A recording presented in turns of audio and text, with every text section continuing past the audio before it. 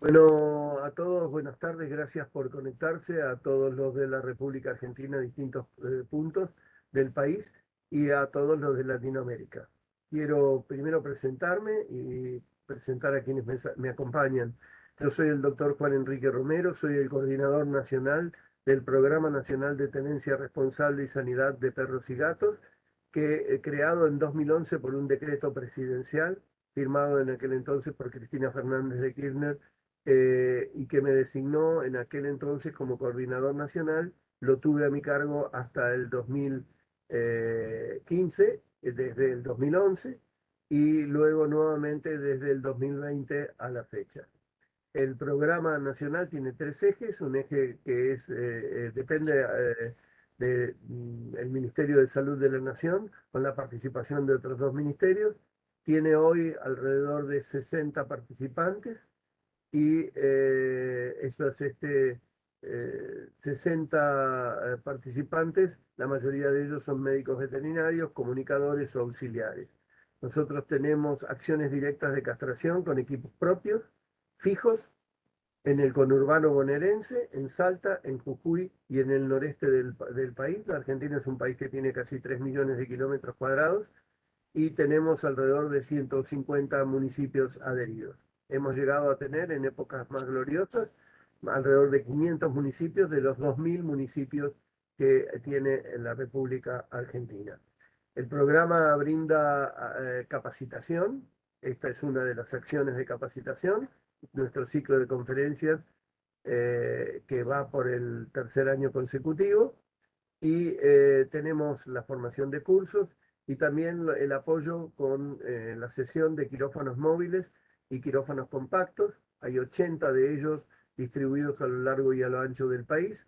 La sesión de instrumental y también brindamos insumos fungibles y no fungibles a los distintos municipios con monitoreo y supervisión. Esa rama sería la castración quirúrgica. La segunda rama, que es la de educación y la comunicación, provee a las escuelas primarias, secundarias y al nivel inicial y a los educadores la formación para llevar estos temas con nuestro objetivo de poner a la temática como tema transversal en la educación formal, la educación formal, informal y no formal. En la educación informal tenemos alrededor de 26 cortos televisivos que estamos ayornando en la última etapa para distribuir en las distintas televisoras de las diferentes provincias. Y por último, la sanidad, que nos lleva a tener la vacunación antirrábica a lo largo y a lo ancho del país, la desparasitación sistemática de la población canina y felina y centros de atención primaria y más compleja gratuitos, de los cuales nuestro más importante centro lo tenemos en una villa de la capital federal, en un barrio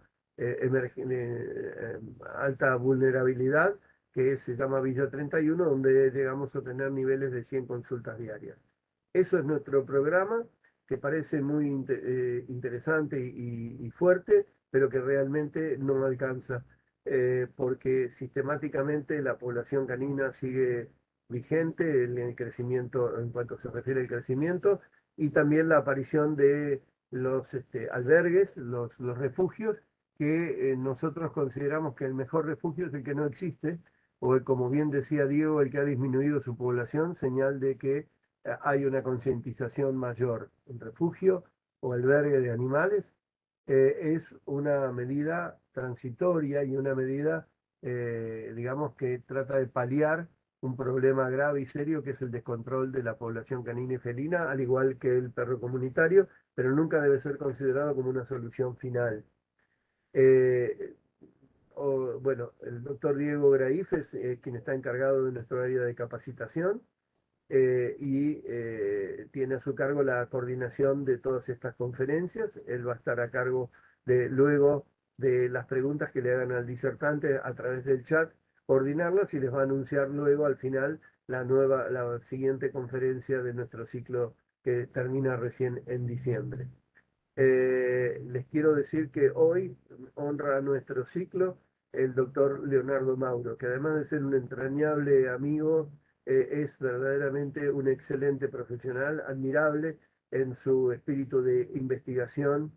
Él es hoy en día el principal asesor de la firma Tecnovax, que es elaboradora de vacunas de distintas especies en la República Argentina. Es un laboratorio biológico de alto prestigio en la República Argentina que exporta a distintos países del mundo y además siempre ha sido un inquieto investigador de estos temas que tienen que ver con el control ético de la población canina y felina. De hecho, estuvo a cargo de nuestro programa nuestro área de capacitación en otra etapa del programa. Digo que engalana nuestro ciclo por su seriedad, por la capacidad de disertación que tiene y porque ha sido disertante y docente en distintas universidades nacionales e internacionales. Leonardo Mauro, gracias por estar con nosotros y te dejo a cargo de tu charla de introducción a la medicina de albergues animales con el público que nos está esperando. Gracias por estar con nosotros una vez más. Bueno, buenas tardes a todos. Muchas gracias, Juan Enrique, por la presentación.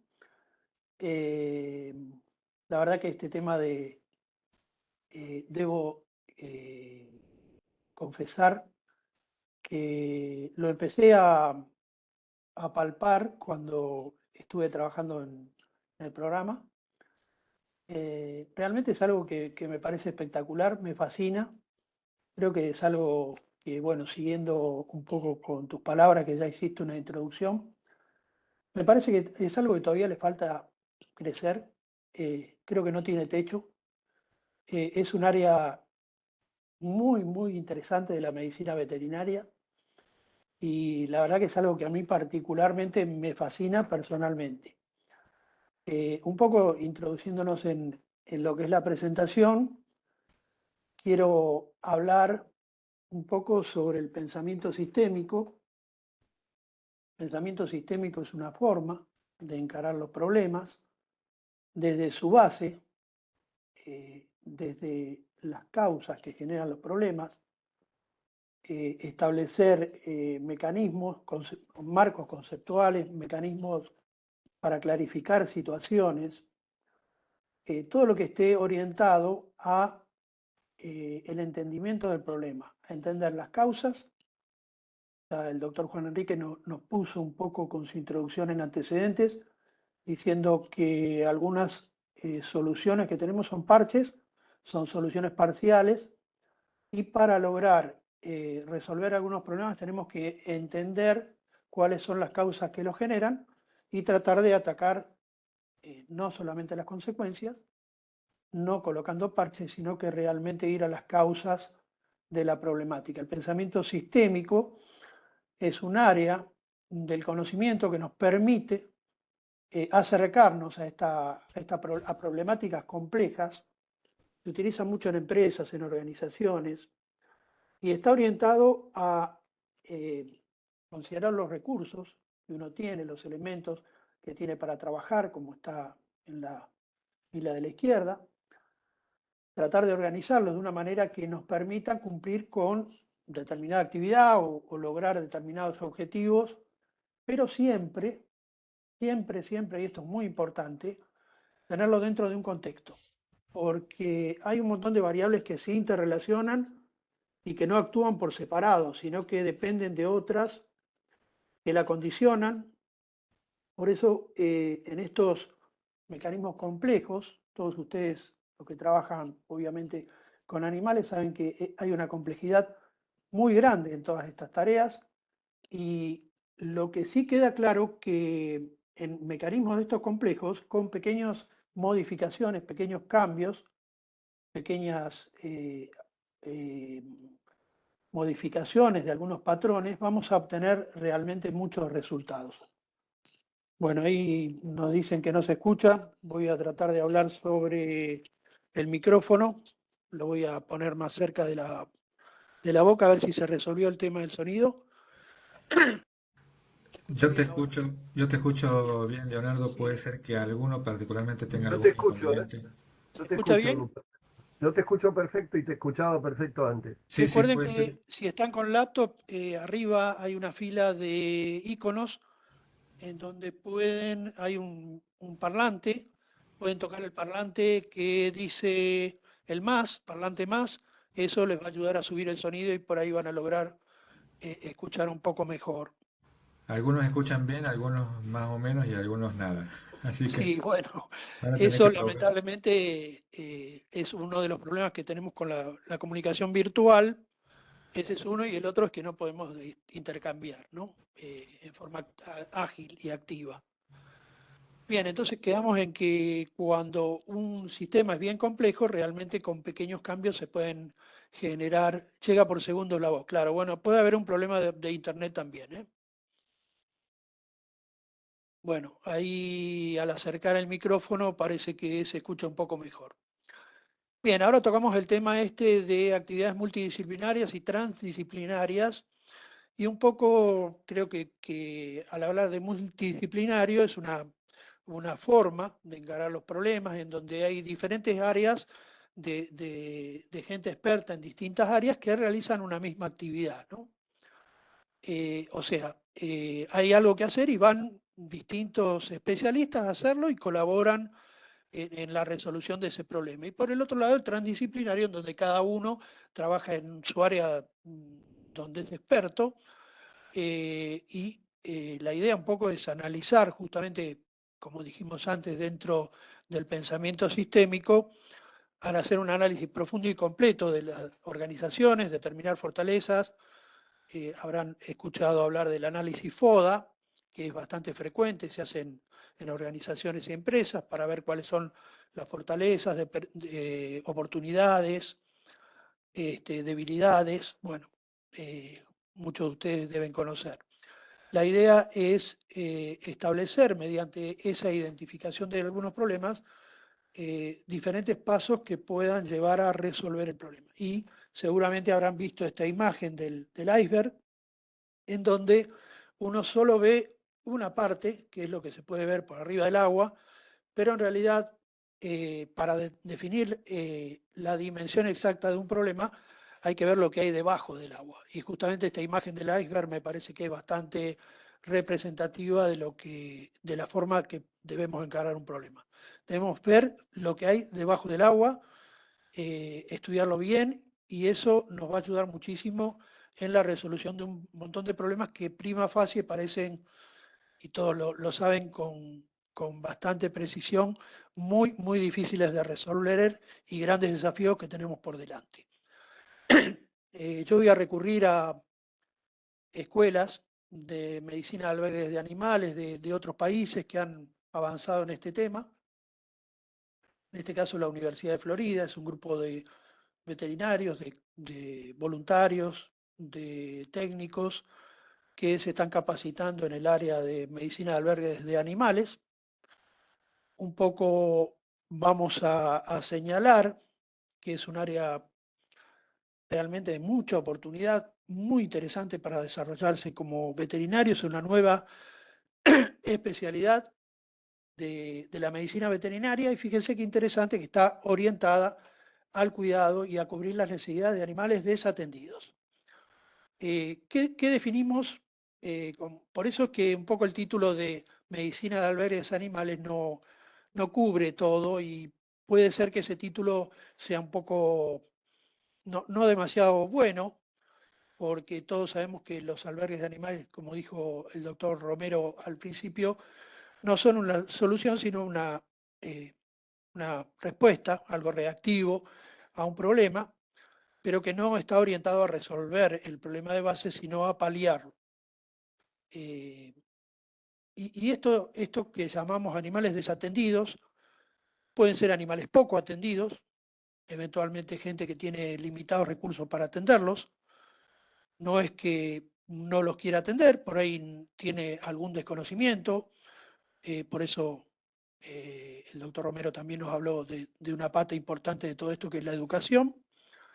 eh, y obviamente sí, si tiene recursos limitados, como para mantenerse las personas en sí de ese hogar. Bueno, imaginamos que obviamente para los animales tampoco va a haber recursos disponibles. Aunque a veces nos podemos llevar sorpresas y la gente en ocasiones nos da algunas alegrías brindando por ahí una atención que a ellos mismos no se brindan a sus propios animales. Y eso es un poco lo que queremos lograr, que es que el animal sea reconocido como se dice habitualmente, y está obviamente muy remanido este concepto, pero nunca está de más nombrar lo que es el animal como parte, como integrante de la familia. Por ejemplo, fíjense en Brasil, que a los animales de compañía, que nosotros le decimos aquí, ellos le dicen animales afectivos. En Francia le llaman animales familiares. O sea, han encontrado términos bastante interesantes como para referirse a estos compañeros de cuatro patas con los cuales convivimos, ¿no? Y en esta área existe realmente una necesidad muy importante de profesionales, ustedes lo deben saber. Deben saber que no es fácil conseguir personal capacitado en esta área. Lamentablemente las universidades locales no tienen, como en otros países, áreas donde se capaciten estudiantes, profesionales, y que pueda ser mucho más fácil conseguir personal capacitado y no tener que destinar parte de los recursos de la organización a capacitar el personal, ¿no? Que eso sería muy bueno poder tenerlo previamente y que ya las personas que se acercan vienen con un conocimiento previo que no requiera tanto tiempo muerto para capacitar a esas personas, ¿no? Bien, un poco siguiendo en la línea que nos había presentado el doctor Romero, una comunidad nunca necesitará la presencia de refugios convencionales, o sea, lugares donde tenemos animales lo ideal sería en forma transitoria, pero a veces esa transitoriedad, dependiendo de algunas cuestiones, se convierte en algo permanente y eso no es obviamente lo ideal. Si logramos tener eh, a programas efectivos de castración o esterilización. Ahora se está hablando mucho del tema de esterilización no quirúrgica o esterilización que no hay remoción de gónadas, es un término nuevo.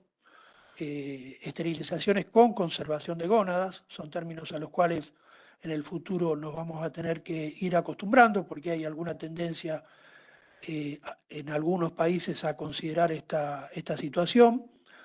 Vacunación, desparasitación, como se hace en el programa nacional.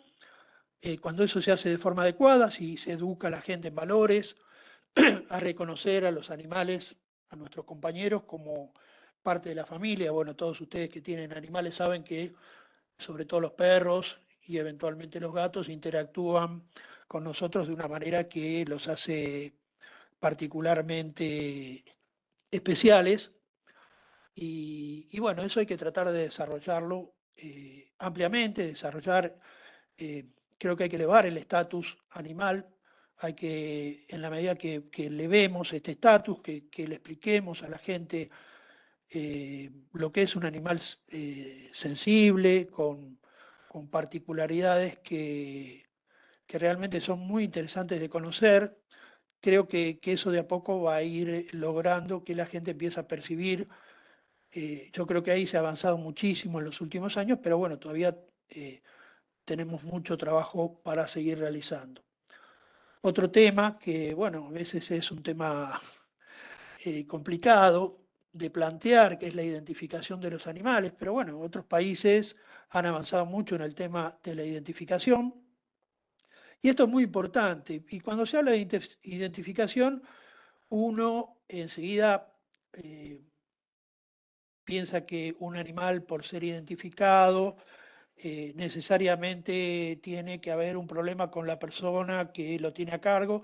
Y no, porque esta identificación sirve para, en el caso de que un animal esté perdido, para poder identificarlo y para poder devolverlo a su hogar. O sea que tiene beneficios más allá de lo que puede ser un tema de eventualmente de alguna contravención. eh, pero bueno, También el tema de la tenencia responsable, ahí hicieron una pregunta de TNR, ahora después vamos a hablar de eso. Si se incentiva también la tenencia responsable, que es parte un poco de, hacia lo cual por ahí tenemos que apuntar. Y por otro lado, bueno, si hay gente que es poco responsable o no responsable, bueno, que tenga su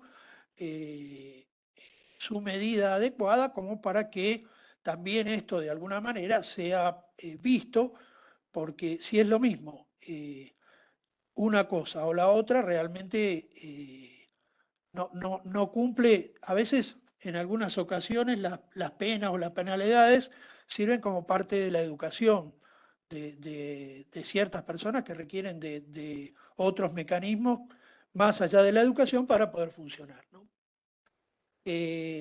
Una de las cosas que yo habitualmente veo es el tema de Holanda, que siempre se promociona a Holanda como la meca, como el lugar de donde no existen animales, pero bueno, y se asocia automáticamente la castración con el éxito que tuvo Holanda para llegar al abandono cero o cerca del abandono cero, pero digamos, se soslayan algunas cuestiones que hizo Holanda, que no solamente es la castración a cargo del gobierno, sino que también en Holanda a nadie se le ocurriría, por ejemplo, independientemente que la población tiene un nivel de conocimiento por ahí bastante elevado, eh, a nadie se le ocurriría abandonar un animal porque es muy caro en Holanda abandonar un animal. Entonces, también tenemos otras acciones que no son la castración solamente. También se han identificado, hay una identificación obligatoria de los animales y un montón de cuestiones que hacen que Holanda sea lo que es y algún otro país también, ¿no? Pero Holanda siempre se pone como ejemplo. El tema este de los perros sin control en la vía pública, un poco lo conocemos todos, que son los riesgos para la salud, para la seguridad y el bienestar, los espacios, los famosos espacios comunes en los cuales conviven los animales y las personas dentro de las ciudades, que eso no solo representa un riesgo para las personas, sino también para los animales, porque obviamente si nosotros tratamos de promover el bienestar de los animales, obviamente tenerlos en la vía pública no es el estado ideal, ¿no? Con esta finalidad un poco se pensó en crear los albergues de animales. Pero recuerden que lo que estamos viendo, la medicina de refugio no solo está orientada al tema de albergues, sino que todas las actividades que están relacionadas con animales, con poca atención o desatención, forman lo que es la medicina de animales de refugio y es el tema que estamos tratando ahora. Un poco como dijo el doctor Romero al principio, se trata de una solución reactiva a una supuesta sobrepoblación de perros y gatos en situación de calle, que es un tema que todavía hay que clarificar, el tema de la sobrepoblación.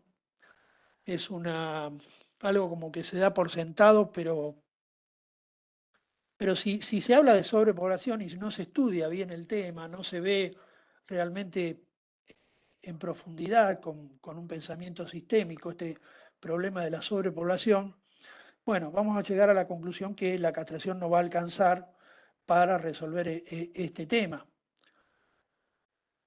Si pasa.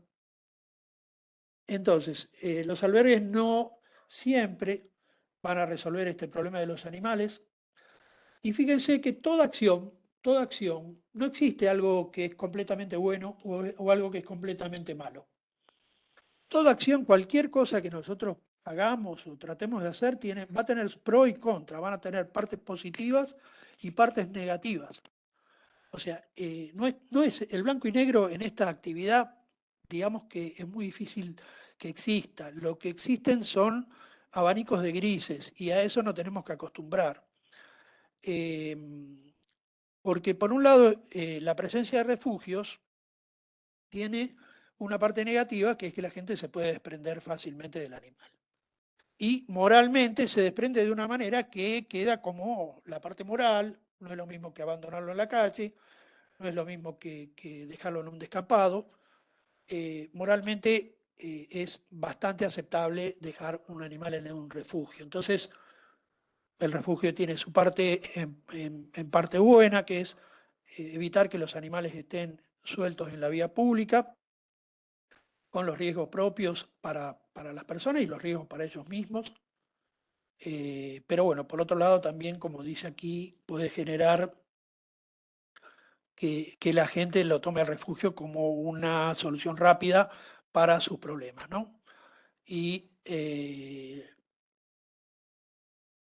cuando nosotros trabajamos sobre la educación, sobre mostrar que un animal no es un elemento que uno se puede desprender como si fuera cualquier cosa que nosotros tengamos en nuestra casa, sino que realmente el sufrimiento que tiene un animal cuando tiene que abandonar un hogar en el cual se crió, realmente es algo que, que la gente debería poder interpretar con la finalidad de entender bien qué es lo que se está haciendo, ¿no? Hay algunas, obviamente, como habíamos dicho antes, hay acciones que van a intentar atacar las causas del problema, que las causas del problema en realidad es la falta, en determinados casos, o la falta de una cantidad de individuos importante que están siendo castrados, pero con respecto a esto tenemos que tener en cuenta que la castración debe estar orientada a algunas cuestiones que están relacionadas a que en determinados lugares no todos los lugares de una misma población, de una misma comunidad, van a contribuir a la presencia de animales, por ejemplo, en la vía pública. Hay lugares donde, que es un tema que a veces se pierde un poco el objetivo, que es el objetivo es no tener camadas no deseadas. La castración es un método para conseguir que cuando obviamente la gente no lo puede controlar, es un método alternativo para evitar estas camadas no deseadas, ¿no?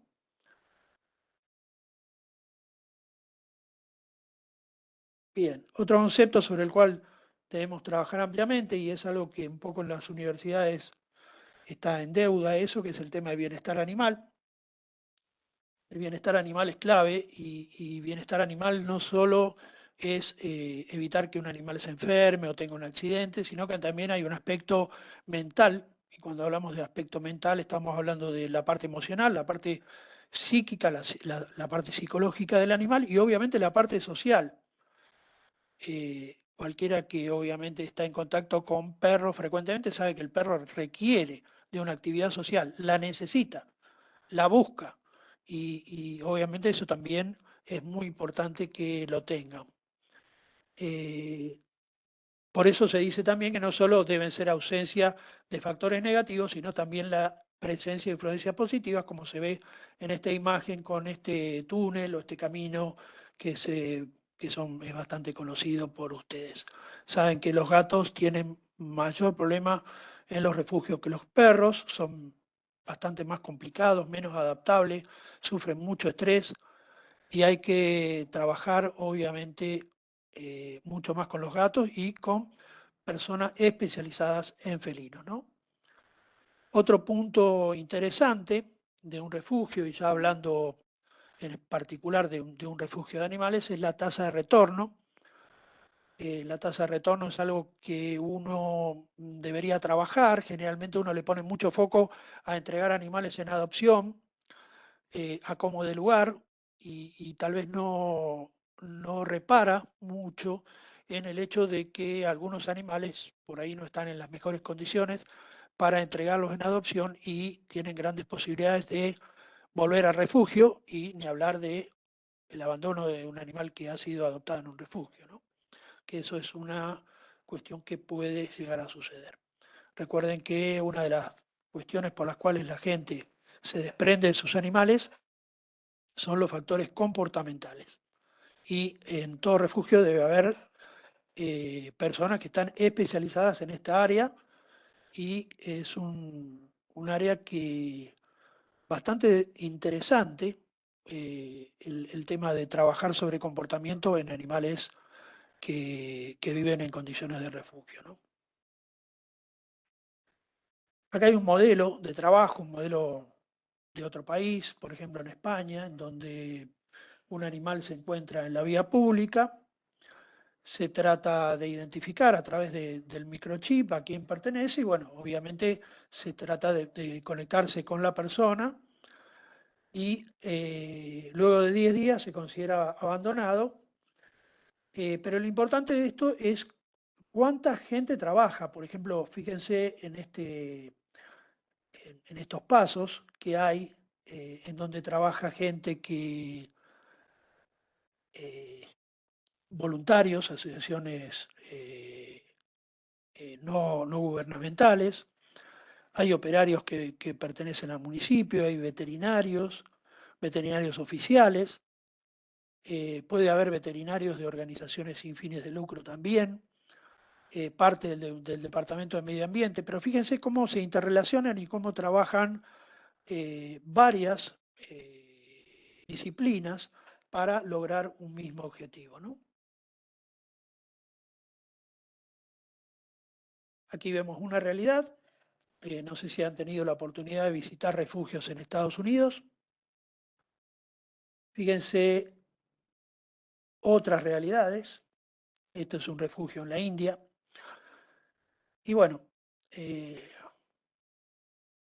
ahí un poco vemos, todos cuando identifican un refugio de animales se imaginan la imagen de abajo. No es obligatorio que eso suceda, puede haber refugios que trabajen bien. Y un poco el objetivo de la charla es tratar de incentivar el desarrollo de personas capacitadas en esta área, en la medicina de refugio, para que la imagen de abajo no sea algo que... Y dentro de lo más importante o de cosas muy importantes, el tema de los recursos, ¿no? El objetivo de un refugio, obviamente, es que el animal que va a entrar en un refugio lo haga en forma transitoria. Los refugios muchas veces son formas de invisibilizar animales, invisibilizar problemas. Ese no es el objetivo principal, el objetivo es que el individuo eh, transitoriamente esté en un lugar y esto tiene que estar ligado a un excelentísimo programa de adopciones, que es un poco lo que el doctor Diego al principio habló, de un refugio que había logrado disminuir en base a un buen programa de adopciones. Y para tener un buen programa de adopciones se necesitan profesionales capacitados en esa área. En este caso, ustedes habrán visto acciones, equipos de fútbol que salían con animales de refugios para lograr adopciones. Esta parte de las adopciones es un área que todavía tenemos que seguir trabajando muchísimo. Hasta ustedes saben que hay formas de sacar fotografía para que un animal sea más adoptable. Hay técnicas, bueno, hay un montón de conocimiento que es importante desarrollarlo. No solo es tema de buena voluntad, ¿no? Y la estancia en el refugio de un animal debe ser el comienzo del mejoramiento de su calidad de vida y en ningún caso de su deterioro. Como vimos las imágenes de refugios que no cumplen con determinados estándares, no es obviamente un lugar idóneo para colocar a un animal. Es clave el tema del financiamiento. Personal capacitado, financiamiento. Según algunos manuales, algunas publicaciones, eh, hay que tener recursos para por lo menos antes de decidir la formación de un refugio convencional, hay que tener recursos por lo menos para funcionar durante 2 años y durante ese tiempo hay que desarrollar mecanismos que permitan la sustentabilidad de esa organización.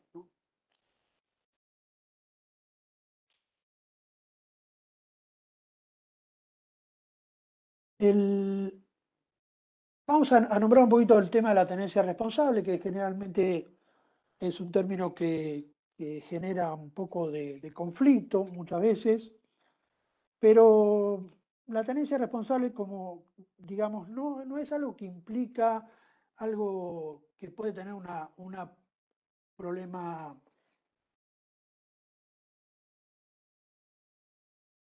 negativo, digamos. La tenencia responsable es un poco, está relacionado, y el ejemplo de cuando uno adquiere o compra alguna cosa, las cosas vienen con un manual operativo, vienen con una forma de utilizarlo, y uno para saber cómo funciona tiene que leerlo. Bueno, en este caso hay que conocer un poco de los animales. El conocimiento nos va a permitir entender cuál es el comportamiento natural y normal de un animal, que muchas veces el comportamiento del animal, para la gente que no entiende, puede llegar a tener o a presentar algunos conflictos en la convivencia con el humano. Yo creo que en la medida que, y acá como dice bien el slide, el perro considera al humano de la misma especie. En cambio, el humano no considera al perro de la misma especie, o por lo menos por ahora no tenemos todos una convicción sobre lo que es un perro o un gato como compañero de vida, ¿no? Hay una doble impronta específica, en este caso en el proceso de aprendizaje, que parte desde que el animal es pequeño, cuando está con la madre. Por eso hoy en día se considera que la madre es el primer educador y es clave que los cachorros, por ejemplo, estén un tiempo con la madre para que se reconozcan como perros y luego que convivan con personas para que se reconozcan como parte de integrante de un núcleo familiar. Teniendo en cuenta que el esfuerzo adaptativo lo hace y lo hizo y lo hace constantemente el perro. Entonces, en base a todo este entendimiento y al conocimiento un poco de lo que es el comportamiento animal, sale este término de tenencia responsable, que para mí es una expresión redundante, porque cuando uno habla de tenencia ya eso implica una responsabilidad sobre el animal. De lo contrario, si no hay una tenencia o hay un cuidado sobre el animal, lo único que hay es una convivencia en la cual coexisten humanos y animales en un mismo espacio, pero que no hay una responsabilidad en cuanto al cuidado del animal, ¿no? Bien, esta medicina nace en Estados Unidos en el año 1970. En Estados Unidos no existía esta especialidad. Lamentablemente el animal que entraba en un refugio era sacrificado. Muy pocos animales salían con vida de ahí.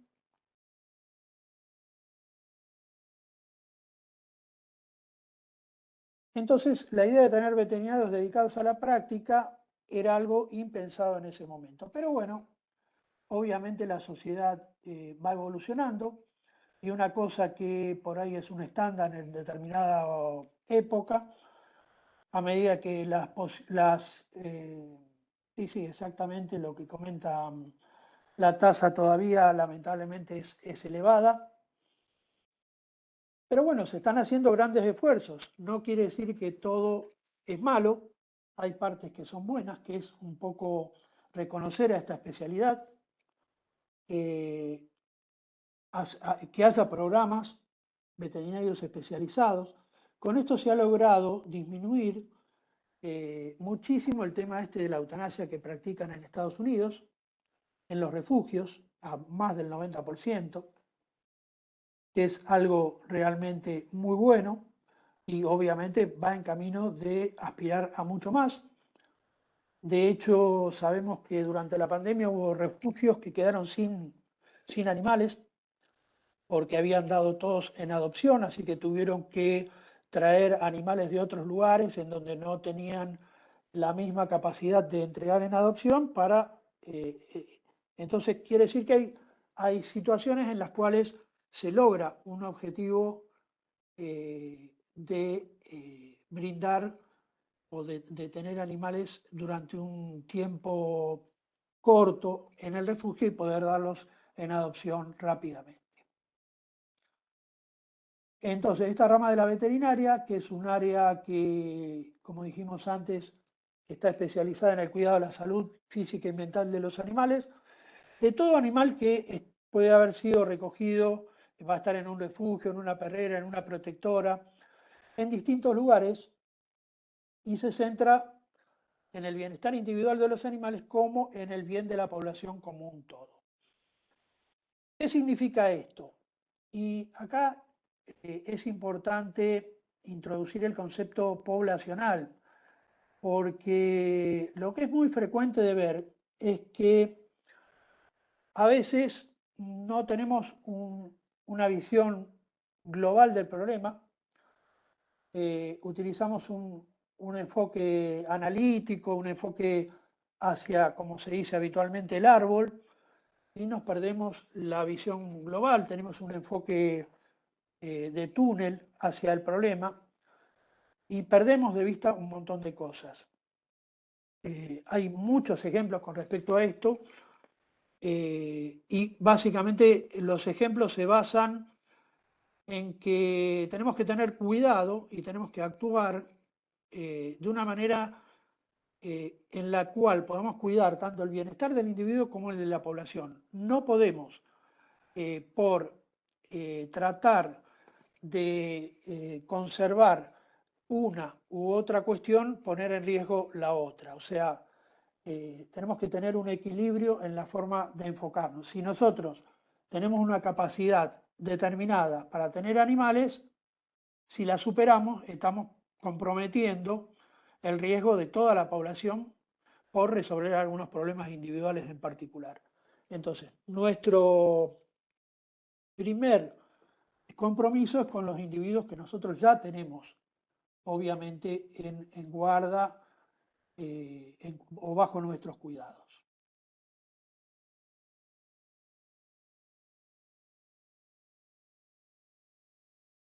Hay un tema muy interesante que es trabajar o lo que se llama el síndrome del abandono. En medicina, en veterinaria, uno está orientado a trabajar de una manera en la cual se identifican las causas, se desarrollan los tratamientos y por el otro lado está la parte de prevención. Hoy se habla mucho de abandono cero. Antes se hablaba de sacrificio cero. Hoy se habla de abandono cero. Si hay abandono cero, no nos tenemos que plantear nada. O sea, no nos tenemos que plantear conflictos, no tenemos que entrar en problemáticas que son complejas y difíciles de resolver. Si tenemos abandono cero, que es donde hoy en día en general se está tratando de trabajar muchísimo en otros lugares, tenemos resuelto el problema. El abandono, como dijimos antes en Holanda, tiene resueltos los problemas porque tampoco tienen abandono. Cosa que obviamente para nosotros es muy difícil a nivel local, que es un poco lo que dijo el doctor Romero, que teniendo en cuenta las particularidades, pero bueno, es importante tener bien claro el foco de todo este problema. Si hablan de prevenir los nacimientos, exactamente esa es una de las formas de contribuir, pero eso lo que hace es reducir la cantidad de individuos que pueden ser abandonados, pero no resuelve el problema del abandono. Simplemente reduce la cantidad de individuos que pueden ser abandonados y nada más. Pero todos podemos tener en claro que los individuos que están castrados también se pueden abandonar.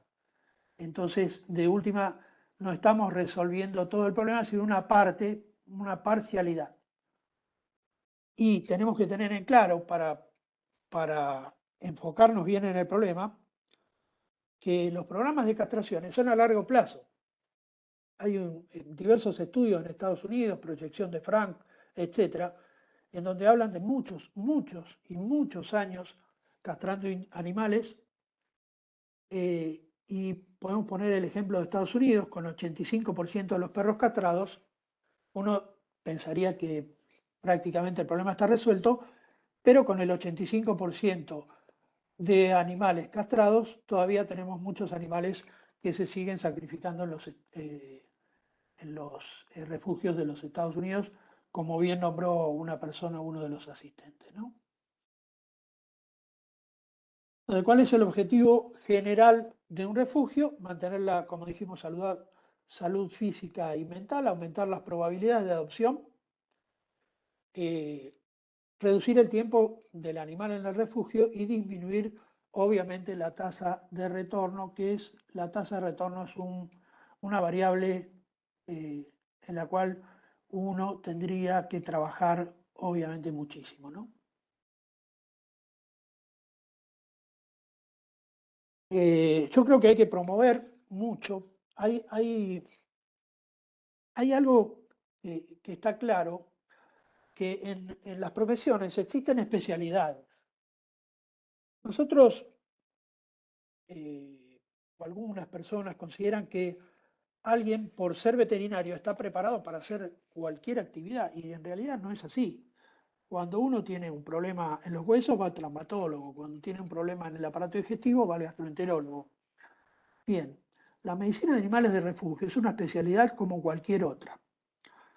La persona que está especializada en medicina de refugio es alguien particular, que tiene características particulares que lo hacen idóneo para enfrentar el problema. Y no todos los profesionales pueden enfrentar estas situaciones que requieren de personal capacitado. Por eso en muchas universidades de Estados Unidos es como medio ya obligatoria la parte esta de hacer un pasaje, un acceso. En este caso, por ejemplo, en la Universidad de Florida, los estudiantes del último año asisten a los programas, por lo menos en esta época, cuando yo recabé esta información, eran pasantías de 2 semanas en donde se podían observar un montón de actividades. Dentro de la medicina de refugio tienen estándares, tienen manuales. Fíjense, estos manuales para veterinarios y staff de los refugios, en donde claramente se han definido determinadas cuestiones que hacen que la práctica sea más idónea. Como dice aquí, se pueden desarrollar habilidades de liderazgo para gestionar poblaciones, una cosa que en las facultades no se ven, no se trata, no hay, no hay capacitación en este sentido. Por lo que si alguien no pasa de alguna manera en algún momento de su vida por un programa, por un municipio o por algún lado, no logra estas capacitaciones, trabajar en entornos quirúrgicos de alta calidad y alto volumen, obviamente, que ahora vamos a tratar el tema, fomentar un mayor aprecio por el concepto de servicio público, que esto es hoy en día algo que se tiene muy en cuenta. Fíjense, 19 escuelas de veterinaria en los Estados Unidos ofrecen alguna materia relacionada con medicina de refugio. Hay profesores exclusivos dedicados a esto.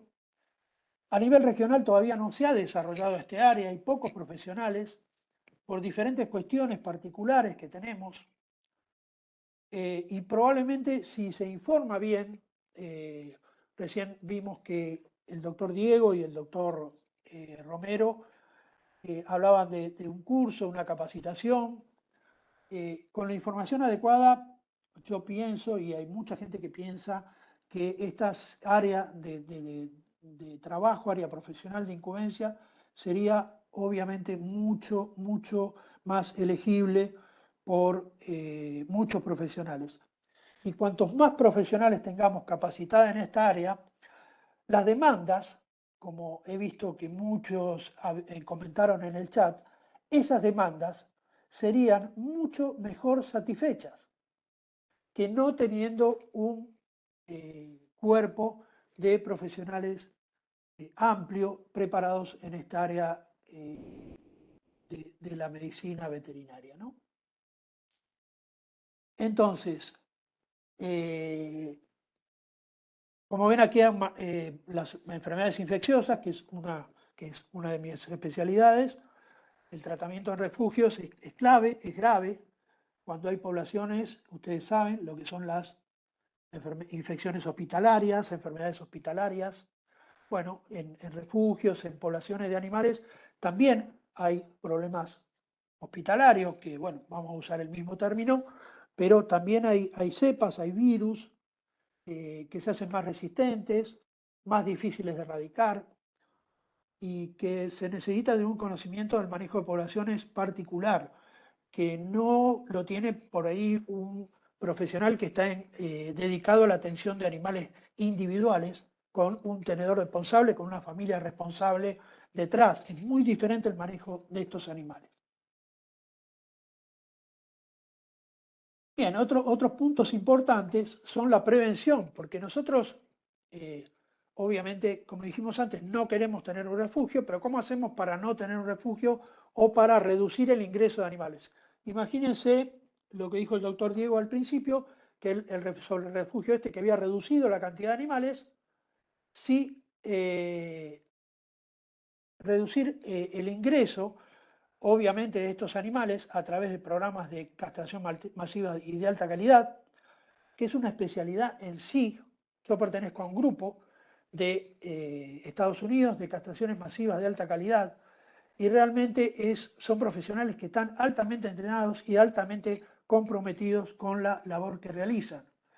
Y yo me siento capacitado, por ejemplo, para auditar una actividad de este tipo, pero no me siento capacitado para realizarla. Porque yo puedo ser una persona entrenada en ver procesos y procedimientos, pero después cuando hay que hacerlo no tengo la habilidad como para hacer eso. Así que por eso es muy importante estas especializaciones. Otra parte es el tema forense para identificar maltrato animal, investigación y desarrollo de protocolos, gestión de colonias. Vieron el tema de las colonias felinas, que siempre genera opiniones dificultosas. Ya habían hablado de TNR anteriormente. Bueno, TNR es parte de lo que es la gestión de colonias felinas. Hay mucha gente que considera que las colonias felinas representan mayor bienestar para los animales y que obviamente los felinos tenidos en un refugio de animales representan menor bienestar para esos animales. ¿Qué características debe tener un veterinario para desarrollarse en esta área? Bien, creo firmemente en lo que hace. Es importante que uno tenga claro que se quiere dedicar a esto, verlo como un modo de vida y no como un medio de vida. Localmente es poco probable, a nivel de la región latinoamericana es difícil, porque de última, por más vocación, la vocación lo que va a hacer es que nosotros elijamos determinada actividad, pero nosotros podemos elegir una actividad que nos permita, obviamente, poder vivir de esa actividad, porque cada uno de nosotros tenemos determinados requerimientos que deben ser cubiertos. Entonces, otras características: proactividad, pensamiento ordenado, serenidad. Serenidad es muy importante. Desarrollar esta capacidad de análisis, tratar de ir 2 pasos adelante, ver qué es lo que puede pasar si hacemos determinadas cosas, ganas de aprender, sobre todo los profesionales jóvenes que recién empiezan. Hay que tener una mirada general de los problemas, distanciarse, tratar de utilizar la cabeza, utilizar el cerebro, el conocimiento, la ciencia para resolver problemas. Y otro punto importante que tiene que quedar en claro, que no es el escalafón más bajo de la medicina veterinaria. Hay percepción que la parte esta de medicina, de atender animales en un refugio o atender animales desatendidos, es algo menos. Yo le diría que esto para mí es, no solo no es el más bajo, sino para mí, desde mi punto de vista, es de las actividades más mejores que uno puede desarrollar en la medicina veterinaria. Esto sí que es algo que salvar vidas de la manera o con las acciones que se pueden realizar en un refugio de animales es algo realmente que genera un bienestar no solo a los animales, sino que a las personas que también lo realizan, ¿no? Pero bueno, hay que hacerlo bien para obtener los mejores resultados. Otro punto a diferenciar, que no siempre queda claro, que un animal de estas condiciones no es igual que un animal de una familia responsable que tiene gente atrás que lo están cuidando y lo están atendiendo. Las posibilidades de tener problemas para esos animales son muy bajas, en cambio las posibilidades de tener problemas para animales que están o que viven en poblaciones son distintas, son diferentes.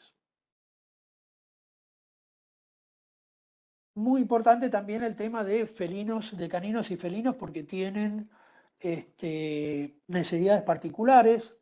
Como dijimos antes, hay que ser proactivo y tener una mente divergente que nos permita pensar, o el pensamiento lateral, nos permita ver determinadas cosas que, como en el iceberg, que no están a simple vista, sino que están debajo del agua. Y un problema grande que tenemos en esta actividad, obviamente, es el burnout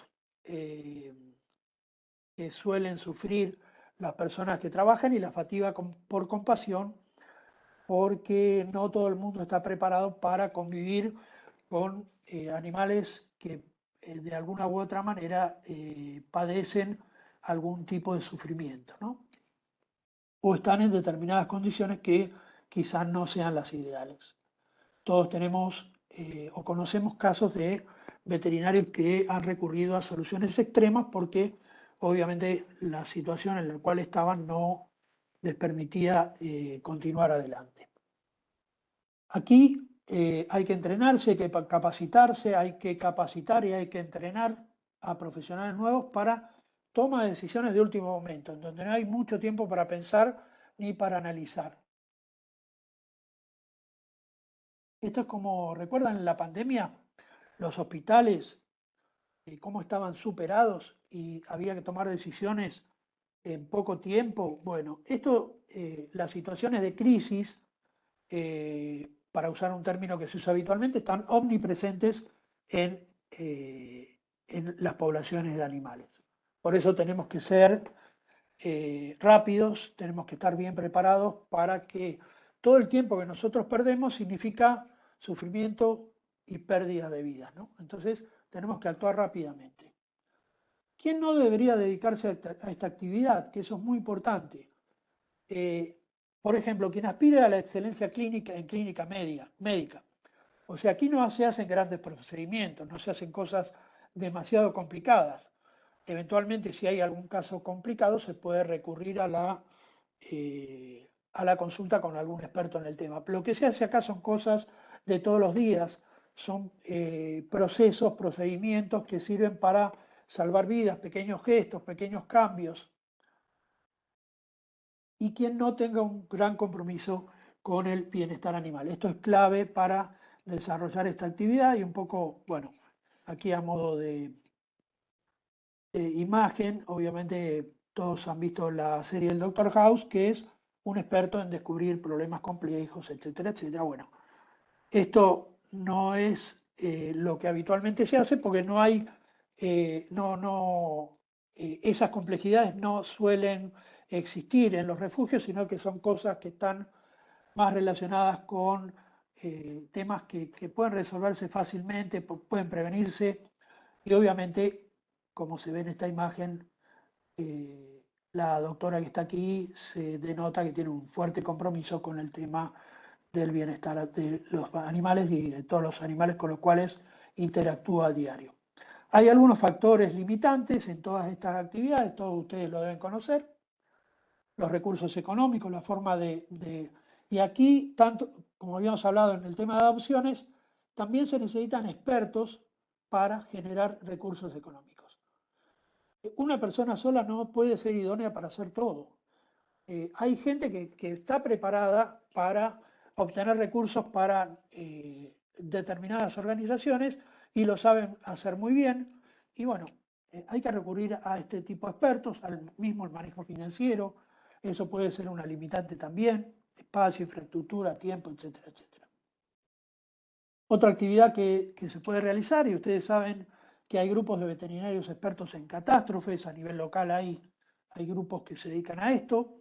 En el huracán, esto que estuvo en Estados Unidos hace pocas semanas atrás, estas organizaciones humanitarias pusieron puestos para atender a animales que habían sido afectados, que se habían escapado de la casa, que habían perdido a la familia con la cual convivían. Bueno, esta imagen también es bastante representativa y todos también tienen una idea que la protección animal es un engranaje que va al límite, que funciona siempre por encima de las posibilidades, y eso uno lo piensa y se da cuenta que es correcto. Y otro problema es que no se pueden andar cambiando gente, o sea, por eso dijimos que esto es una actividad para realizarla a largo plazo, porque si uno se entrena en esto, está 1 o 2 años y se va, después hay que formar personas nuevas. Y esto representa un problema para la maquinaria que está trabajando de determinada manera, y eso hace que se puedan perder vidas en todo este tiempo que se requiere para poner nuevamente a la maquinaria en funcionamiento.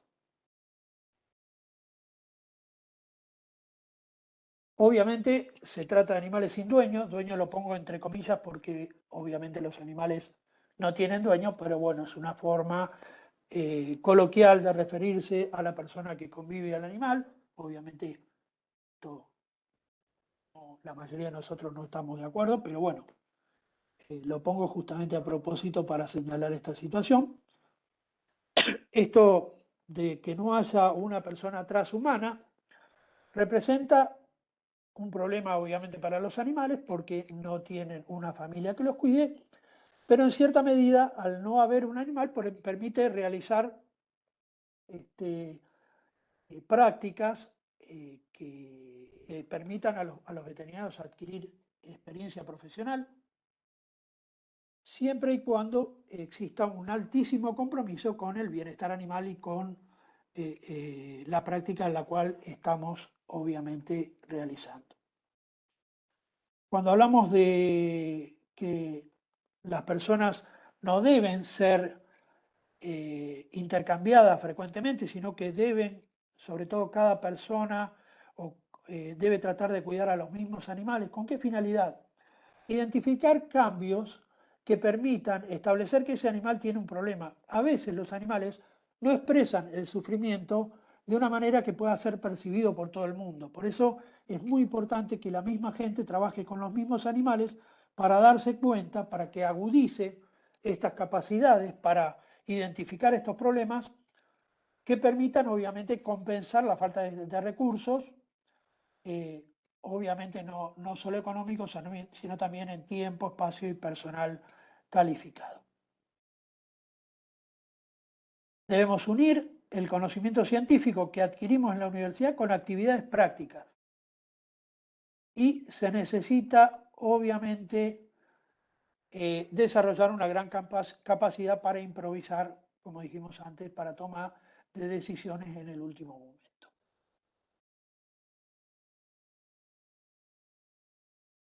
Es muy importante trabajar, como habían hablado al principio de la charla, sobre procedimientos que son pasos bien definidos para conseguir un objetivo, un proceso que es un conjunto de actividades relacionadas con la finalidad de obtener un determinado resultado, puede incluir unos más procedimientos, son herramientas muy útiles. Yo vi que al principio muchos de los presentes preguntaban cómo podían obtener esto en manual, por ejemplo, que está aquí en la imagen. Hay estándares, hay agrupaciones, obviamente, de veterinarios, hay asociaciones, como la ASB, que es la Asociación de Veterinarios de Refugio. ¿Por qué existen estas asociaciones? Bueno, obviamente en la universidad no siempre se estudia esto, sobre todo a nivel local. Por eso es necesario agruparse, como estamos haciendo aquí, como el doctor Romero nombró algunas organizaciones que agrupan a profesionales que se dedican a esta área. Bueno, hay una pregunta sobre quién pagaría. Bueno, ¿quién pagaría? Estuvimos hablando de personal. Puede haber refugios que sean privados, puede haber refugios de organizaciones no gubernamentales, que pueden tener una buena forma de obtener refugios, pueden conseguir donaciones de empresas privadas, etcétera, etcétera, etcétera. No es el Estado el único que tiene que proveer los recursos para esto. Hay otras opciones.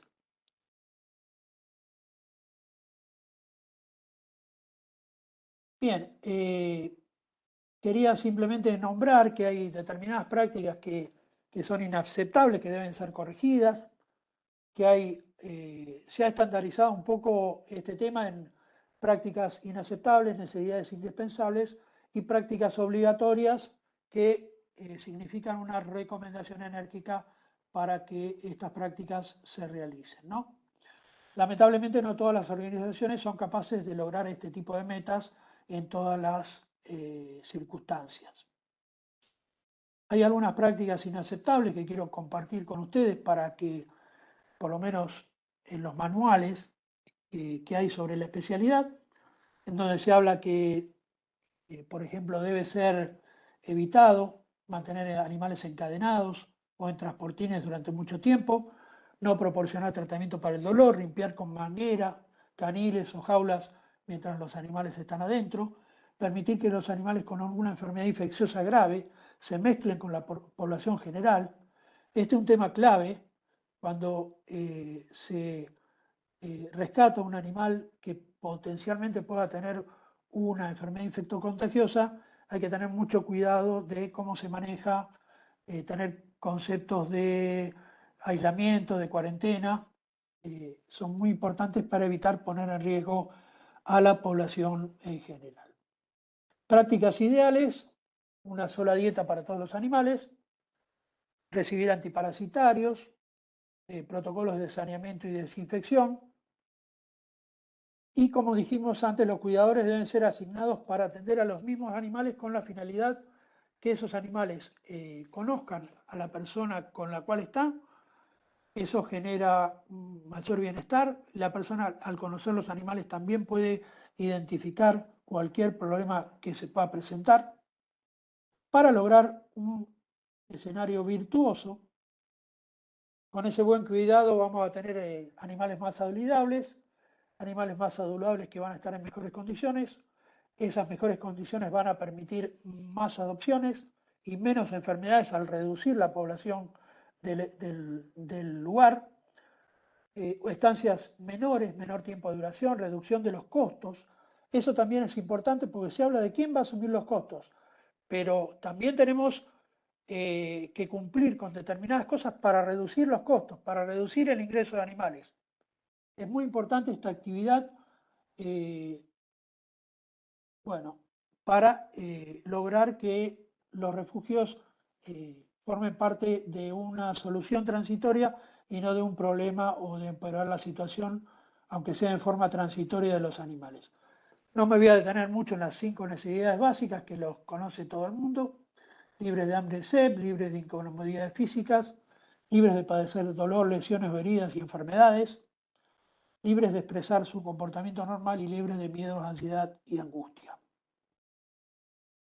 Cuando una organización de este tipo comienza, es probable que vaya para abajo, es probable que tengamos muchos problemas, pero en algún momento eso se va a ir equilibrando, aunque podamos retroceder en algunos momentos, y va a llegar un momento en que la organización va a funcionar bien, y ese es el objetivo al cual tenemos que aspirar.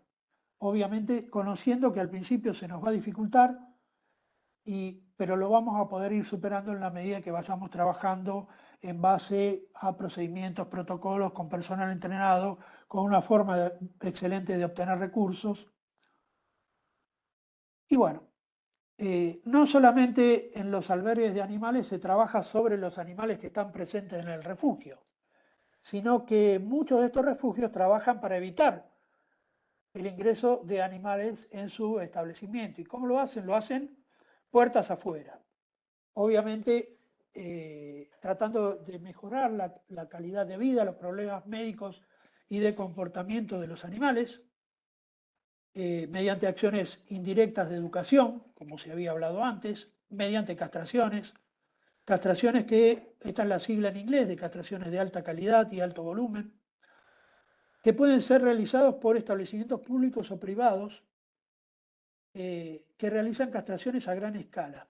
Y ahora vamos a ver un poquito, me voy a detener en algunas cosas, porque esto de las castraciones es un tema que siempre genera interés, pero hay que tener claro que ¿en qué consiste esto de las castraciones? Obviamente surge como un mecanismo a principio del siglo XXI. No hay un boom en Estados Unidos con respecto a esto, en donde aparecieron estas organizaciones que generaron manuales de procedimientos, guías, hay versiones en español, como está aquí, hay protocolos de procesos, perfeccionamiento de técnicas, que están orientadas a aumentar el rendimiento y disminuir los costos. En la medida que mejoremos las capacidades operativas, vamos a reducir también los costos. Porque nuevamente se habla de quién va a asumir los costos, pero también es una obligación reducir esos costos para que con los recursos que tengamos podemos obtener la mayor posibilidad de recursos, de resultados. Digo.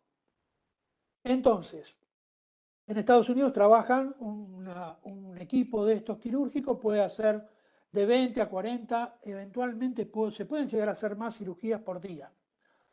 Y lo que yo di en llamar, no sé si algunos de ustedes conocen algo de música, pero hay algo que se conoce como el Power Trio. El Power Trio es un grupo de 3 personas que hacen música, y el Power Trio en cirugías de alta calidad y alto volumen es un cirujano con 2 técnicos veterinarios entrenados que, si funcionan, la maquinaria funciona de una manera adecuada, realmente pueden hacer maravillas. Junto con estas acciones, obviamente, se logró reducir el número de sacrificios de 20 millones a 2 o 3 millones actuales. Alguien comentó que todavía en Estados Unidos se siguen sacrificando muchos animales, y es lamentablemente una verdad. En Argentina, obviamente, está el Programa Nacional Pro Tenencia, que realiza muchas castraciones en el año, pero como bien dijo el doctor Romero, y yo también estoy completamente de acuerdo, con castraciones solamente es muy difícil de lograrlo, y hasta que la castración logre obtener el resultado van a pasar mucho tiempo, y en el medio va a haber animales que van a requerir de nuestra atención, y que si solo nos enfocamos en castración, esos animales no le estamos dando la atención que obviamente merecen. Uno, cuando se tiene que operar, ¿qué es lo primero que le pregunta al médico? ¿O qué es lo primero que quisiera saber? ¿Cuántas cirugías realizó de esto? ¿Cuántas veces, si uno se tiene que operar de la vesícula, cuántas vesículas operaste? No es lo mismo que le diga, mira, operé 5, que le diga que operé 350 o 400. Entonces uno se va a sentir mucho más seguro con un cirujano que tiene muchísima cantidad de cirugías realizadas. Y estos son comentarios de un grupo que tengo de veterinarios norteamericanos y de otros países también, de europeos, que son especialistas en lo que es castraciones de alta calidad y alto volumen. Entonces, fíjense el comentario 1, la práctica hace que el 99,95% de lo que realizan sea perfecto. Una colega comentó que lo primero que recomienda a un profesional luego de recibirse es aprender técnicas de castraciones de alta calidad y alto volumen, trabajar un tiempo en esta actividad. ¿Con qué finalidad? Porque si uno se recibe y va a trabajar como solista, como dice aquí, a un consultorio particular, es posible que tenga algunas dificultades, sobre todo en la castración de perros grandes, que es obviamente una complicación que suele aparecer para el personal que está no entrenado, ¿no? Otra colega comenta, cuando calculé la tasa de mortalidad quirúrgica en nuestro refugio, era del 0,05%, o sea, 5 animales cada 10.000. que es un número realmente muy, muy bajo si los comparamos con cirugías en medicina humana. Para validar esto, hay un trabajo que se hizo en Estados Unidos en donde compararon las tasas de mortalidad por cirugías de alta calidad y alto volumen. Y bueno, como se ve aquí, los gatos tienen un poquito de mortalidad más elevada, pero eso es algo que sabemos desde hace mucho tiempo. Y los perros responden realmente muy, muy bien, con 0,9 cada 10.000 cirugías en perros. En perros sanos, obviamente, es un número bajísimo. Realmente el expertise o la experiencia o la capacidad de trabajo de un profesional entrenado es realmente magnífico.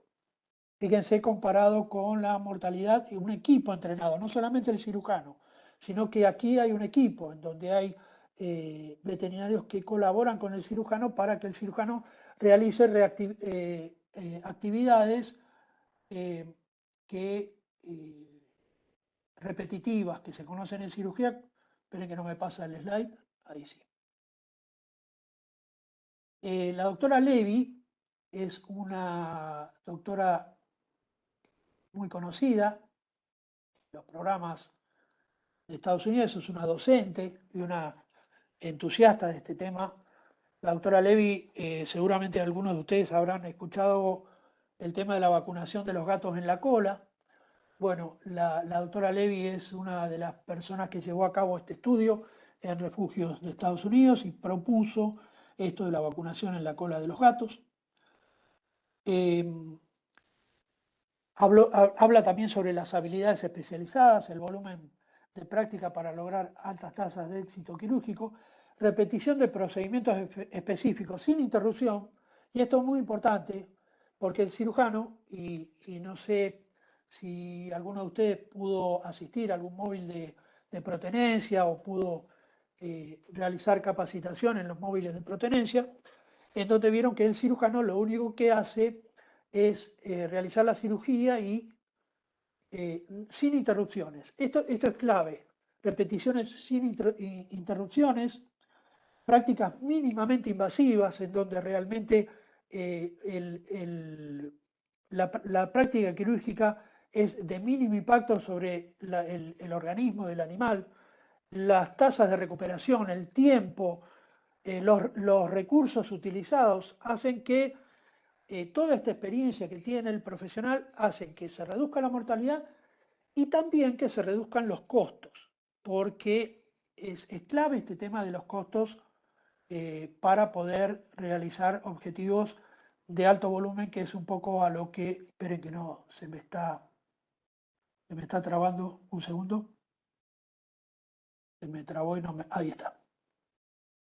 Bueno, fíjense lo que es un centro de entrenamiento en una universidad de Estados Unidos, realmente es impensado, pero bueno, lo quería mostrar para que vean que se pueden conseguir recursos para llegar hasta este estándar y esto no está provisto por el Estado, sino que es obtenido mediante recursos privados. O sea, existe la posibilidad de comprometer al sector privado para realizar este tipo de cosas. No solamente el Estado es el que tiene que responder frente a esta situación, ¿no? Bueno, cuando ingresa un animal en el refugio, obviamente se hace todo un cuestionario de perro, de gato, formulario de recogida. Acá tienen un formulario del refugio del Principado de Asturias en España, donde trabajan amigos míos.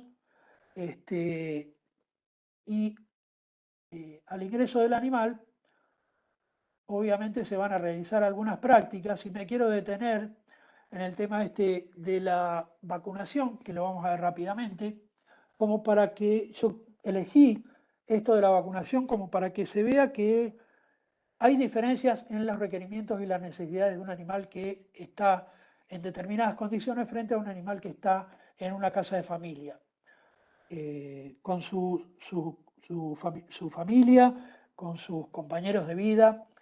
Hay un estudio en donde se vacunaron animales de un refugio, se vacunaron animales de casas de familia y claramente se vio que la respuesta a la vacunación en perros que viven en casas de familia es muy superior a la respuesta a la vacunación de animales que viven en refugios. Y eso es como una introducción para un poco lo que quiero comentarles ahora en adelante.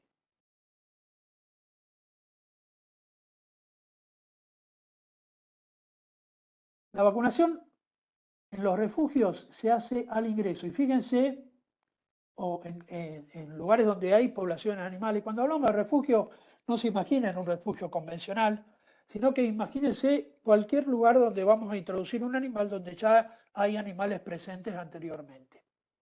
La vacunación al momento del ingreso es clave. Y es al momento del ingreso. De hecho, hay una foto que a mí me generó realmente bastante impacto, que es que está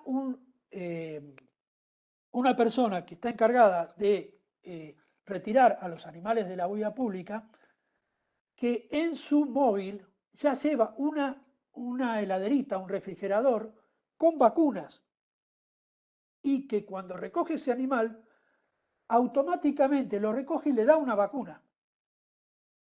Fíjense, antes que ingrese el animal al refugio. Entonces, esto del tema de la vacunación antes del ingreso o en el mismo momento del ingreso es clave para reducir, porque eventualmente se puede poner en riesgo o en la vida de ese animal si es un refugio donde hay circulación de determinados patógenos, ¿no? Hay una doble victoria en esto, que se previene o limita la enfermedad en los nuevos individuos y se reduce el riesgo, obviamente, para otros animales. Vacunar al ingreso, entonces, no esperar. Recuerden que las vacunas que se utilizan son vacunas con virus vivo atenuado, que actúan en pocas horas, porque actúan mediante un mecanismo inespecífico de estimulación de la inmunidad específica, que hace que a las pocas horas, obviamente, el animal ya presente algún tipo de inmunidad frente a algunas enfermedades que pueden estar presentes en el refugio. Sí, lo que había dicho alguien que comentó recién, sí, existe la posibilidad de hacer, si el individuo presenta algunos signos clínicos compatibles con infección, se puede hacer un aislamiento, y si no, también se puede hacer una cuarentena, que no es fácil hacer una cuarentena. Se puede hacer una cuarentena, por ejemplo, para prevenir la diseminación de parvovirus canino eventualmente.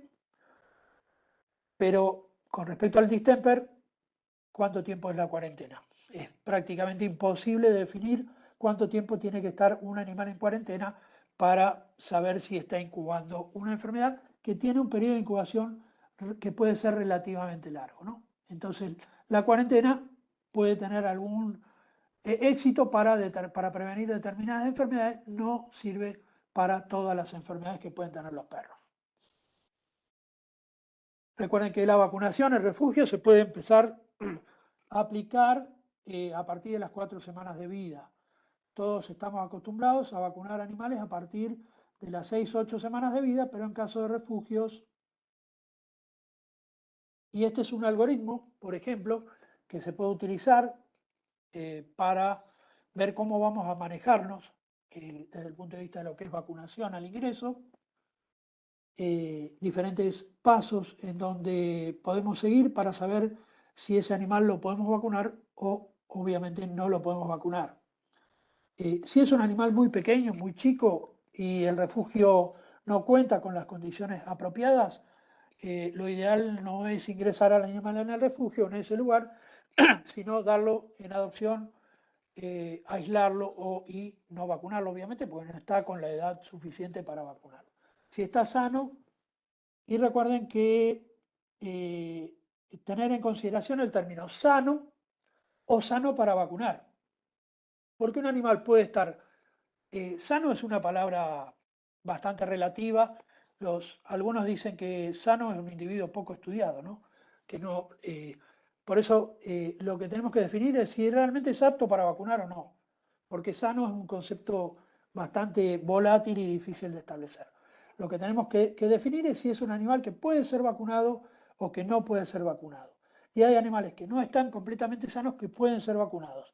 Por eso, en este caso, lo que hay que hacer una toma de decisiones de acuerdo a las necesidades que nosotros tengamos particulares. Y aquí vemos cómo hay una diferencia en el tratamiento del animal individual que tiene una familia a cargo y que puede estar solo y cuidado en una casa de familia frente a un individuo que va a convivir en poblaciones de animales. Bueno, las vacunas que habitualmente todos conocemos, recuerden que en poblaciones las enfermedades respiratorias son muy importantes, por eso tenemos que considerar la administración de alguna vacuna para prevenir el complejo respiratorio, tanto infeccioso canino como felino. Y muchos refugios también o programas también aplican la vacunación antirrábica porque es obviamente obligatoria por ley, ley 22953. A nivel nacional, ¿no? Cada país tiene su... Y hay recomendaciones que ustedes pueden consultar. Cada vez más se habla de vacunación del animal individual y vacunación de animales en condiciones de refugio. Ya en todas las guías de vacunación de la WSABA, de las universidades de Estados Unidos, de la Asociación Americana de Hospitales de Animales, todas tienen un área donde se trata el tema de animales que viven en poblaciones o animales de refugio, animales de albergue o como le quieran ustedes llamar. Obviamente elegimos un nombre porque a veces no es fácil cubrir todas las posibilidades que hay en este sentido. Otra cosa que es importante señalar, el tema de los intervalos entre vacunación. Habitualmente los intervalos entre vacunación entre individuos que viven en casa de familia son 3 o 4 semanas. En los animales que viven en refugio las condiciones son distintas y tal vez los intervalos entre vacunaciones son mucho o son más cortos que para el animal individual y generalmente se da una dosis adicional a las 18-20 semanas de vida. ¿Por qué hay que dar tantas vacunas? Bueno, yo supongo que muchos de ustedes habrán escuchado hablar de los anticuerpos maternos, animales de menos de 4 meses de vida pueden tener presencia de anticuerpos maternos que lo que van a hacer es bloquear.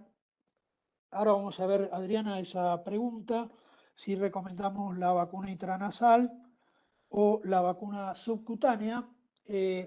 Lo ideal sería dar las dos vacunas en lo posible, dar tanto la intranasal como la subcutánea, porque trabajan a distintos niveles. O sea que si podemos, lo ideal sería vacunar con las dos. Si tenemos que elegir, particularmente mi experiencia indica que la vacuna intranasal en poblaciones trabaja un poco mejor que la vacuna que se da por vía subcutánea. Recuerden que la vacuna subcutánea es una vacuna inactivada que requiere de un mínimo de 2 dosis para actuar. Y luego de la segunda dosis hay un tiempo muerto en el cual todavía no hay protección. Entonces, si uno requiere de una inmunidad rápida porque tiene un problema de respiratorio en el lugar, que es bastante frecuente de ver, necesita inmunidad rápida, lo antes posible. Y eso, en ese sentido, es un poco más idónea la vacuna que se puede aplicar por vía intranasal, ¿no? O ahora también hay disponibles vacunas orales. ¿Por qué? Porque, bueno, ustedes habrán visto que la vacunación intranasal presenta algunas dificultades de manejo, que los animales cabecean, bueno, y siempre está también el riesgo del operador que estornuden, por eso hay que tener una técnica depurada para colocar este producto. Bueno, y ya finalizando, bueno, queda un slide más sobre esto. ¿Y qué nos quiere decir este slide? Que nosotros cuando ingresamos el animal a un lugar donde hay otros animales y en donde hay determinada circulación de patógenos, empieza una carrera. Por un lado, ese animal va a poder tomar contacto con el patógeno y por otro lado estamos nosotros que con nuestras acciones vamos a tratar de evitar que ese animal enferme. Puede ser por diferentes estrategias. Estrategias de manejo o a través de la vacunación.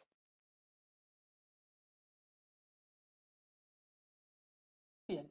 hay un periodo crítico, por eso se reduce este intervalo entre vacunaciones. El periodo crítico, al reducir el intervalo entre vacunaciones, se acorta. Todo esquema de vacunaciones tiene un periodo crítico. No existe ningún esquema de vacunación que no tenga un periodo crítico. Nuestra obligación es reducirlo al mínimo. Uno puede manejar un intervalo crítico en animales individuales más alto. ¿Por qué? Porque el animal individual tiene menos posibilidad de tomar contacto con el patógeno. En cambio, un animal que tiene mayores posibilidades de tomar contacto con patógenos, hay que reducir este intervalo crítico al mínimo y eso se hace acortando los intervalos entre vacunas. En lo posible, la idea es tratar de garantizar, de dar una seguridad al adoptante que está, porque eso también habla un poco de la imagen del lugar, entregar animales que no representen eventualmente un problema para las personas. Esto va a disminuir obviamente la tasa de retorno, la tasa de abandono de animales, pues no hay peor cosa que se abandone un animal que ha sido abandonado. O sea, eso es terrible, o sea, que un animal sea abandonado sucesivas veces, eso realmente es muy triste, ¿no?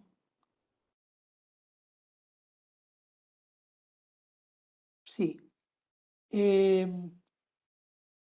Problemas de comportamiento, entonces, como vimos, son frecuentes, por eso hay que trabajar mucho sobre esto. Es uno de los factores por los cuales se abandonan animales y también se devuelven al refugio. Bueno,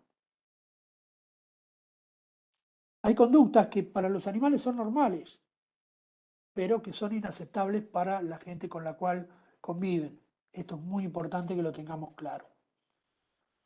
Es importante que hagan encuestas, que hagan preguntas, que pregunten, que veamos dónde estamos parados. Nosotros le preguntamos a una compañera que trabaja en un lugar, en un refugio, y nos contaba que hay carencia en general de procedimientos estandarizados, los profesionales en general no están debidamente capacitados, los empleados hacen lo que pueden, pero no tienen la capacidad para realizar o para tomar decisiones o para hacer cosas que redunden en el bienestar de los animales. Esto es un caso real, ¿eh? Este es un caso que encuestamos a una profesional que trabaja en un refugio. Hay animales que están mucho tiempo encerrados. Cuando las colonias superan entre 8 y 10 perros, aumenta la posibilidad de agresiones y pueden darse situaciones irreversibles, que todos sabemos bien a qué nos referimos. Existen muchos animales mal socializados intraespecíficamente, y esto es un área de oportunidad para el trabajo de profesionales especializados en el área de comportamiento. Hay una carencia en un enfoque sobre patologías de comportamiento, otra oportunidad para mejorar el bienestar de los animales, para que sean más adoptables. Otro problema es que las recomendaciones de los veterinarios no siempre son tenidas en cuenta, y eso es algo muy importante.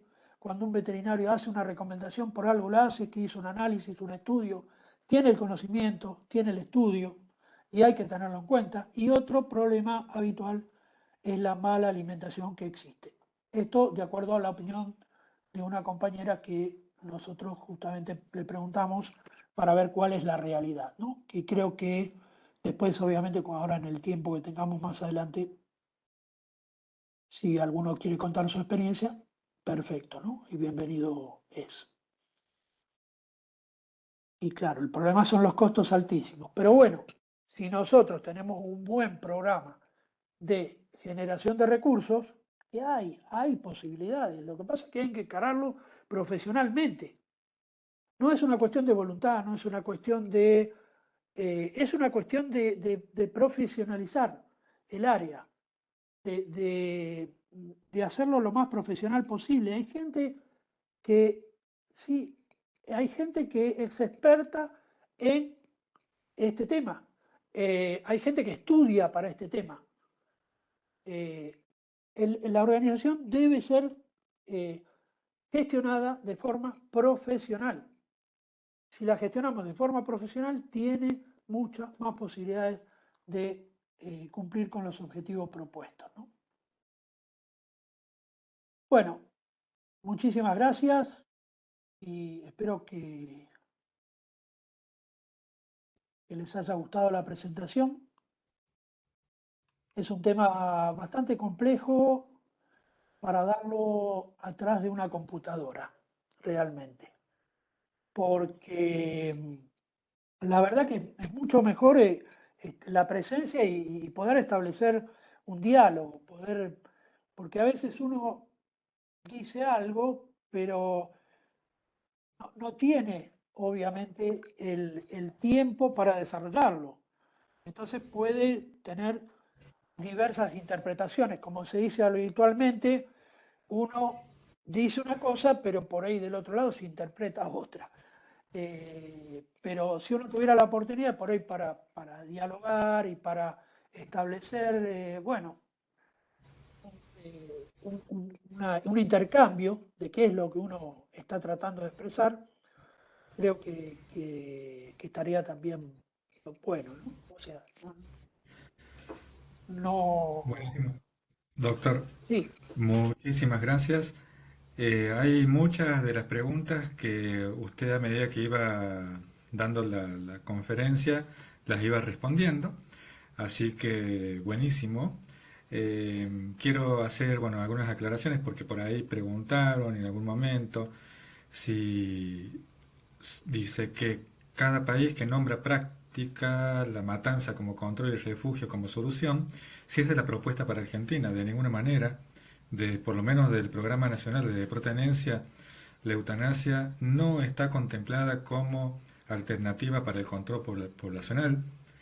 De ninguna manera, sí existe, como dijeron recién, en Estados Unidos, en España, pero por lo menos en nuestro país a través de protenencia, no.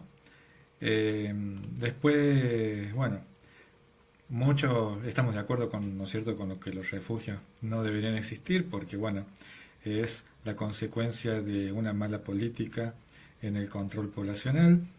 Eh, algunas, algunas cuestiones, por ejemplo, que preguntaban sobre la carrera de técnico veterinario.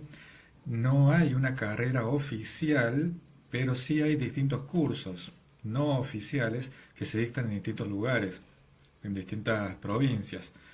Entonces muchas veces desde los centros de zoonosis y de los centros de castraciones, muchas veces se toma eso. Desde el programa nacional empezamos el mes pasado con capacitaciones en castraciones masivas para veterinarios y vamos a proyectar para el año que viene una capacitación para personal no veterinario, para estos centros de zoonosis, justamente para aceitar los tiempos de las cirugías. Preguntaban, doctor, también bueno, si las vacunas cambian de cepa como los humanos. a ver, eh, bien. Bueno, vamos a hacer una respuesta concreta, rápida, no hay tiempo para desarrollar demasiado, pero queda claro que todas las vacunas disponibles frente a las dos enfermedades principales, tanto parvovirus como moquillo, protegen frente a todas las variantes que pueda haber en el terreno.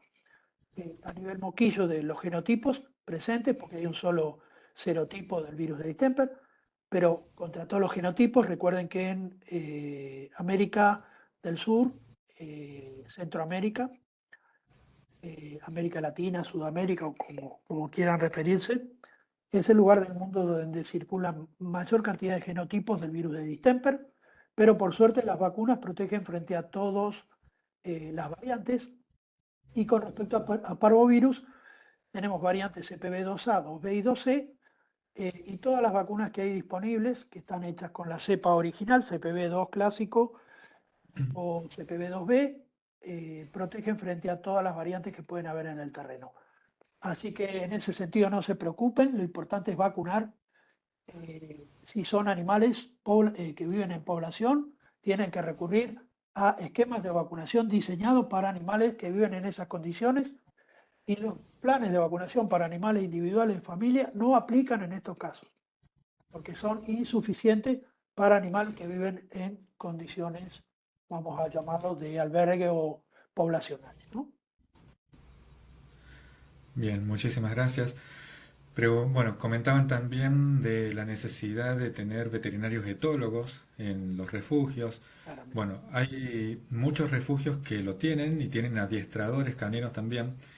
Entonces, eso disminuye. Y bueno, y también tienen colaboradores o voluntarios que participan en los paseos recreativos, porque como bien dijo aquel doctor, el encierro genera muchísimos problemas o conflictos de comportamiento que son una de las primeras causas de devolución, De de abandono reinserción. sí, y Sí, de retorno a los refugios. exacto. Así que hay distintos modelos o lugares en donde se trabaja con etólogos y con adiestradores. Bien, agradecimiento doctor por muchos asistentes, por la excelente y clarísima ponencia. Se debería crear la carrera de enfermería veterinaria. Sí, es un tema también controvertido. El tema de bienestar animal que comentó el doctor al principio es desde este año tenemos en la carrera de veterinaria nuevos estándares, ¿sí?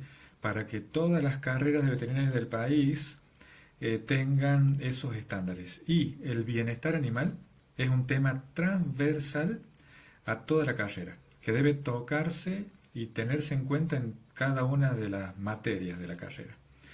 Y con respecto a esto de la carrera de enfermería veterinaria, un tema controvertido por el control de la enfermería veterinaria, controvertido por parte de los colegios veterinarios, pero que es necesario, porque en muchos países existe, no sé doctor, usted cómo lo ve, ¿Te referís a? la enfermería veterinaria, o Lamentablemente la enfermería, como enfermería, no está eh, desarrollada. En general, los que ofrecen la carrera de enfermería veterinaria son títulos no oficiales, o sea, son organismos que proveen educación informal. La carrera de técnico veterinario o auxiliar veterinario, que es un poco como se conoce en los países donde está reglamentado eso, es muy importante, es clave porque el veterinario está para realizar determinadas actividades y en general el técnico o el auxiliar veterinario es el que realiza las actividades sobre el animal, ¿no?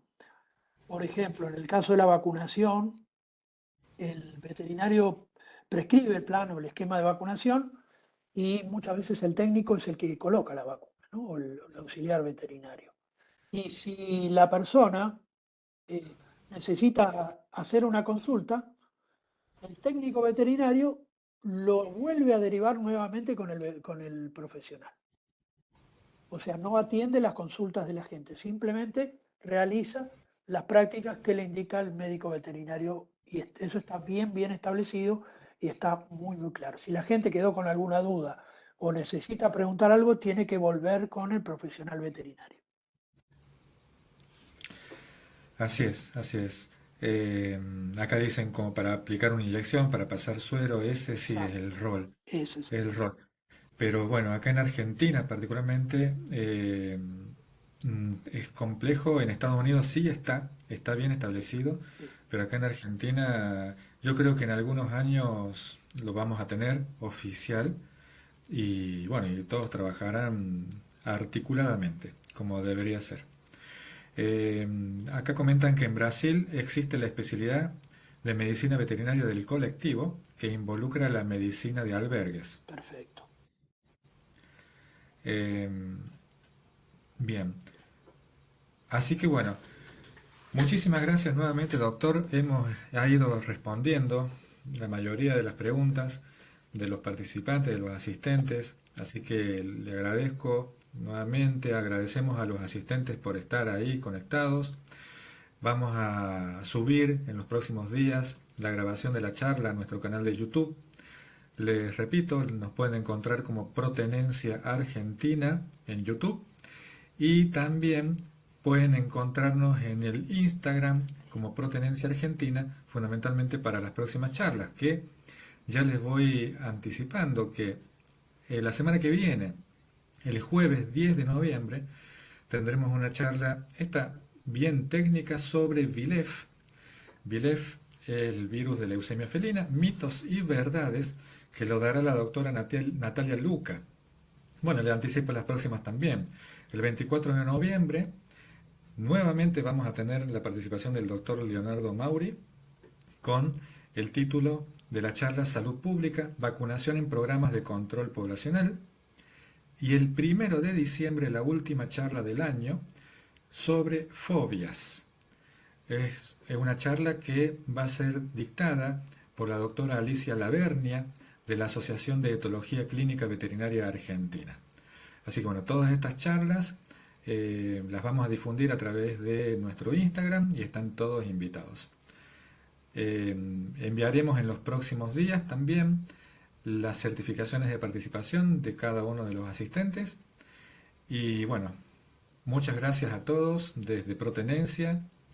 El doctor Romero manda saludos también a todos los participantes y a usted, doctor Mauro.